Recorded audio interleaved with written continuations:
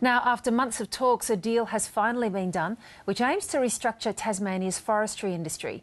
The agreement effectively halves the Tasmanian timber industry and provides a $250 million assistance package for affected workers. ABC reporter Cara Douglas has been covering the story for some time. She must be very patient, and she joins us now from Hobart. Cara, good morning. How has this deal finally come about? Well, this is a deal. It's a compromise that's been driven by necessity. The market for native forest timber has collapsed. There's been a decade-long campaign by conservationists aimed at international woodchip buyers, and it's worked. Consumers want sustainable plantation-based timber.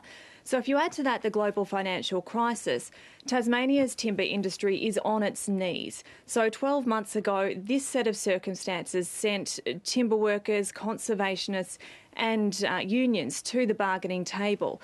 They came up with a statement of principles to exit native timber logging in Tasmania. Now, we've had 12 months of intense negotiations. We had former union boss Bill Kelty appointed as a mediator.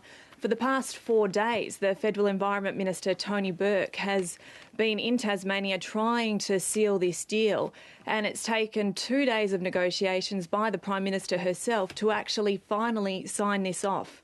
What does the deal, Cara, actually deliver?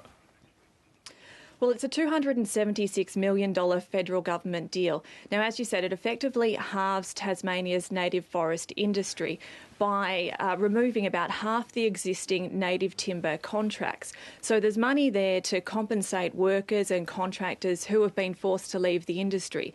There's money to buy back those existing contracts. Now, some of these contracts go to 2027, so it's not an immediate end to logging. It's going to be phased out and replaced with plantation timber.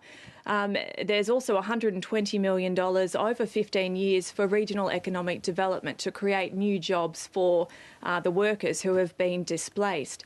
Now, in return, 430,000 hectares of forest will be protected and put in reserve. Now, originally conservationists were aiming for 572,000 hectares to be protected. So there's been some compromise there. And now these are some of the details that still need to be worked out. Which forests will be included within these reserves, all that still needs to be worked out. So these are some of the details that are going to be worked out over the next 2 weeks. And finally, and very briefly, Cara, it appears the Greens aren't too happy with this deal. No, look, the state and federal Greens have completely rejected this deal. Last night, Bob Brown said that this delivers upfront $148 million to the loggers, but doesn't give immediate protection to a single hectare of native forest. And on a state level, the Greens leader, Nick McKim, says it's a federal and state Labor deal, and the Greens reserve their right to support or oppose any relevant legislation when it goes to Parliament. OK, Cara Douglas, great work. Thank you very much. Thank you.